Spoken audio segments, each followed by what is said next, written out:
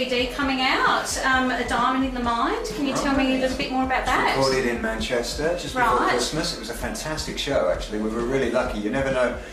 When you make a decision to film a show, you don't know how that show's going to turn out. It was a real cracker. It was what they call Mad Friday in Manchester. Oh, okay. It was the Friday just before Christmas, so everybody was in a really good party mood. Yeah. So yeah, it's pretty much the show that we're taking around Australia right now. Yeah, so it's going to. I don't know when it's going to be out. I thought it was going to be on the TV actually here in Australia any moment now. Oh, okay, fantastic. And you're off to Brazil next, is that right, after Australia? Yeah, we go home for a couple of weeks and then the next run is South America, Brazil, Argentina and Chile. Okay, right, and then home? And then back home for a bit and then we've got Europe in the summer. Right, so it's pretty grueling. Well, you know what, it is and it isn't. I mean, actually one of the most grueling runs we've ever had has been the last 2 weeks, which we went down, we opened in Dubai and we went from there to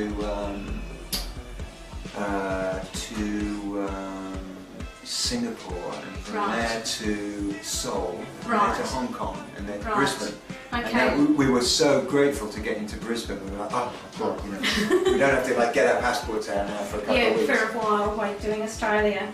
And also, did you guys hear about Molly Meldrum with his accident in December? Yeah, it was pretty sad, so. wasn't it? Yes. Yeah. Yes. I saw Molly yesterday actually. Oh, did you? Yeah, oh, okay. He was really good. Because he's back at home now, is that right? Yeah. And it was really, I was a little nervous, but he was on good form. Because he gives so much to everybody else. So. Well, he's been a great friend to this band, always. That's right.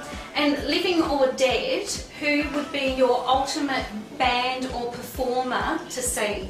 Like mine is Queen. Like I'd give anything to see Queen, but obviously I can't. Well, there's a few. I mean, I never saw Chic. I never saw the original Chic. Yeah. I never saw the Sex Pistols. Sort of in the day. Yep. I think I would have liked to see Bowie around the sort of Ziggy Stardust period, you know. Yep. Stones in '72. Yep. Beatles. No, really up there. Beatles. Yeah. Okay. So you've got a few. And also with like I know the technology with music now is fantastic. Like everything's at your fingertips per se as fans, as in obtaining the music and everything. You can download anything and whatever, but. Do you feel like, as I feel, there's a bit of a romance gone from going down to your local record store, sifting through all the albums, finding the one, the rare one that you wanted, and that's that bit of anticipation sort of taken out of it? I thought a lot about that. I mean, I think that's true. I mean, there was a time, if you heard a song on the radio and you didn't know when you'd keep listening to the radio to hear it again. That's right. You'd call around you'd be waiting for the record stores to get it in. And now, as you say, when something comes out, it seems as though the accessibility is so much easier.